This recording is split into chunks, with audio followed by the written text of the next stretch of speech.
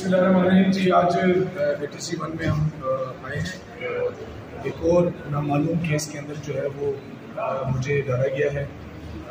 जितने मर्जी ऊँचे अटंडे करें, हम पाकिस्तानी हैं, मैं बर्थ पाकिस्तानी हूँ, बाइज़ शहरी हूँ, लेकिन जो कुछ हमारे साथ हो रहा है अच्छा नहीं हो रहा। सुना है कि मरीम को तो चैम्बर्स गाड़ियाँ अवेलेबल हो गई हैं। मैं एज बाइज़ शहरी ये डिमांड करना चाहता हूँ कि मुझे भी एक चैम्बर गाड़ी दी जाए, क्योंकि मैं भी एक टैक्स पेयर हूँ। एक्स पार्लियामेंटेरियन हूँ। मरीम नवाज़ के पास खुदा क्या है? फिर तो आपको सारी सियासी जमातों के लीडरान को चैम्बर्स गाड़ियाँ देनी चाहिए, क्योंकि सबकी सिक्योरिटी की जिम्मेदारी निगरान वज़ीर आज़म की बनती है, निगरान वज़ीर आला की बनती है।